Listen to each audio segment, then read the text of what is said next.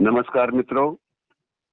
मित्रों, दुखों का कोई अंत फिलहाल दिखाई नहीं दे रहा। हालांकि यकीन है कि नया सवेरा होगा, और जब दुख अपना चरम छूने लगते हैं तो लगता है, ये भी लगता है कहीं ना कहीं कि अब आने वाला वक्त जो है वो बेहद सुखमय भी हो सकता है। आशंकाएं हैं, लेकिन उम्मीदें भी हैं। और मैं इस सिलसिले में सिर्फ जिक्र करना चाहूंगा, मात्र जिक्र, कि अभी हम कोरोना के संताप से मुक्त नहीं हुए तो विशाखापट्टनम में एक गैस रिसाव से सैकड़ों लोगों के प्रभावित होने की खबर मिली है। मित्रों, दुआ करें कि ये संकट भी टल जाए। जो दम तोड़ गए उन्हें स्वाभाविक रूप से उनके परिवारों के प्रति संवेदनाएं व्यक्त करना हमारी औपचारिकता नहीं है, बल्कि हमारे मन से बात उठती है कि यार, जो चले गए वे अभी कुछ और जिंदा रहने के हकदार थे, उन्हें अधिकार था। बहरहाल इन चीजों पर हमारा बस नहीं चलता, और परिस्थितियां ऐसी होती हैं कि हम लोग अपने परिवेश को संजोकर रखने में, उसको साफ सुथरा रखने में, या उसको भय मुक्त रखने में, या संकट मुक्त रखने में सफल अभी तक हो नहीं पाए। दुआ करें कि वक्त आए। मित्रों, इसके साथ साथ, इस जिक्र के साथ साथ, आज जिस शख्सियत का जिक्र बेहद जरूरी है वो है गुरुदेव रविंद्रनाथ टैगोर। आज के दिन मित्रों 7 मई 1861, आज भी 7 मई है, आज 2020 है। और कितने वर्ष पूर्व आप स्वयं अंदाजा लगा लीजिए। इस महान शख्सियत ने हमारे यहाँ, हमारे देश में जन्म लिया था। जन्म कलकत्ता में, अब कोलकाता नाम है, वहीं पर हुआ था। और निधन भी, अंतिम सांस भी उसी शहर में 7 अगस्त 1941 को 80 वर्ष की उम्र में ली थी। मित्रों, टैगोर के नामों से हम लोग सिर्फ गुरुदेव के नाम से या टैगोर के नाम से ही जानते हैं, लेकिन उनकी जो पृष्ठभूमि है, उनका जो परिवेश है, वहाँ उनको आरंभिक दौर में भानु सिंह ठाकुर के नाम से भी जाना जाता था। भानु सिंह ठाकुर, शायद आपने नाम ना सुना हो, लेकिन ये भी उन्हीं का नाम था। कवि गुरु के नाम से भी, और कुछ अन्य नाम भी थे। गुरुदेव के नाम से भी उनको जाना जाता था, और विशेष कवि के नाम से भी उनको जाना जाता था। और मित्रों, ऐसी शख्सियत आपको भारतीय तो क्या, मेरे ख्याल में विश्व के मंच पर आपको ऐसी शख्सियत नहीं मिलेगी जो एक साथ साहित्य, कला, पेंटिंग, स्केचिंग, रंगमंच, संगीत, कहानी, नाटक, और इसके साथ साथ विचारोत्तेजक गद्य लिखने में अपना सानी ना रखते हो। एक साथ इतनी विधाएं, और वो भी आप ये मानकर चलिए कि एक चरम तक पहुंची हुई। कोई भी विधा उनकी कमजोर जो है दिखाई नहीं देती।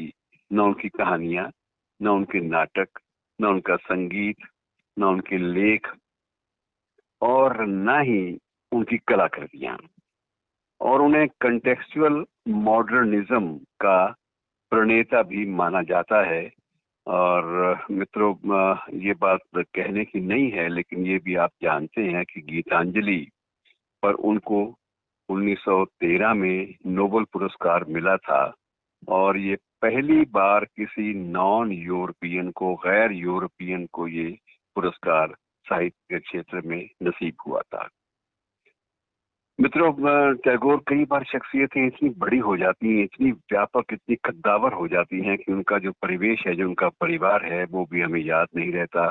मृणालिनी देवी इनकी पत्नी थी। रेणुका, शमींद्र, मीरा, रतीन्द्र, माधुरी लता, ये 5 संतानें भी थीं।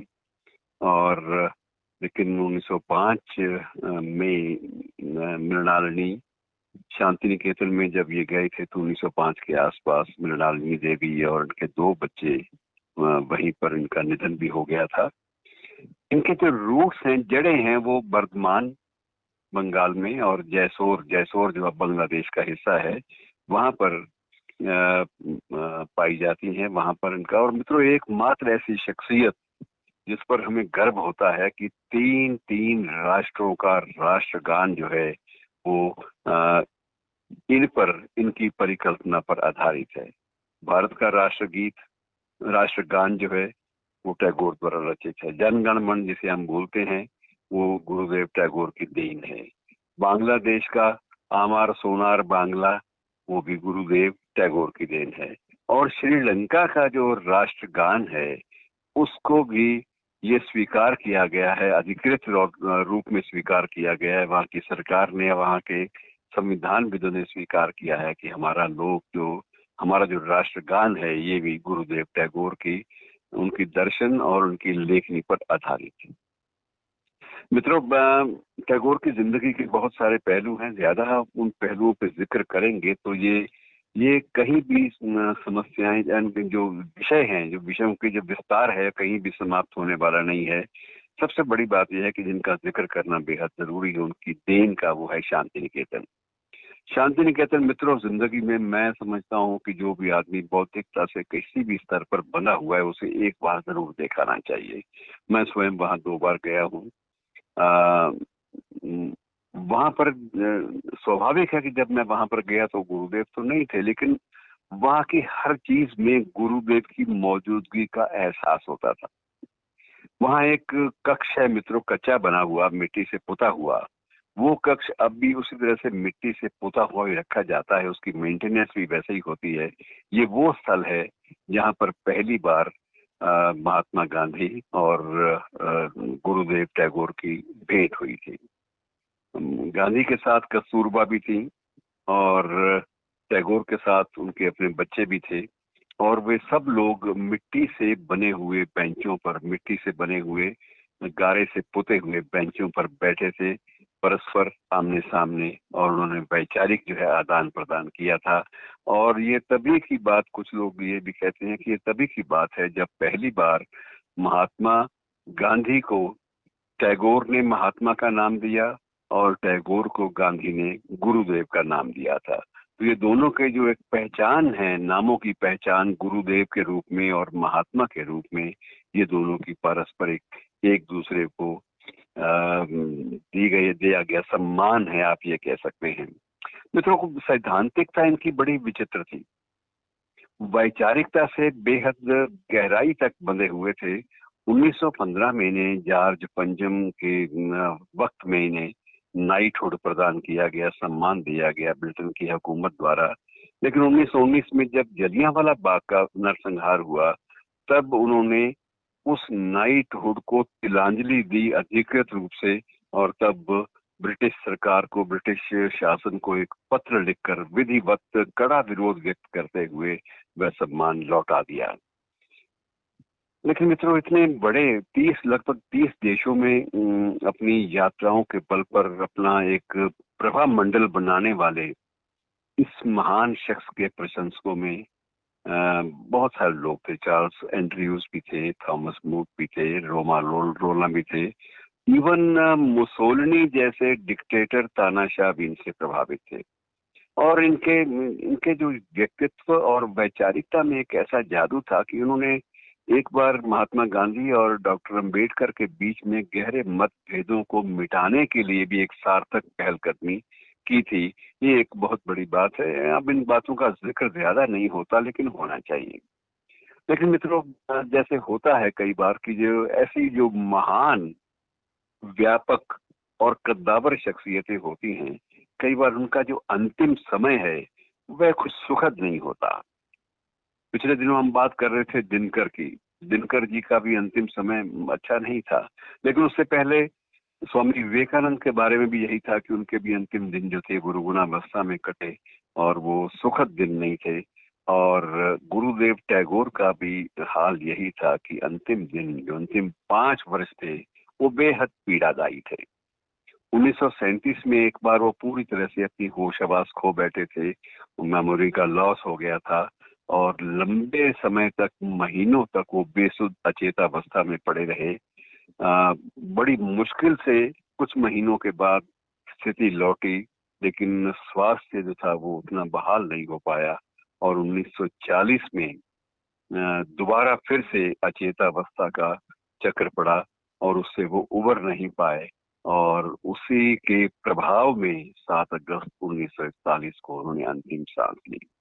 मित्रों, इनकी बाकी बातें तो हैं, इनकी दो गीत जो हैं वो बड़े लोकप्रिय हैं, काश मैं गा सकता, लेकिन आपसे मेरा आग्रह जरूर है कि कभी आप सुनिएगा। टैगोर के अपने गाए हुए भी आपको शायद मिल जाएंगे और उसे अलग अलग संगीतकारों ने उन्हें गाया भी है।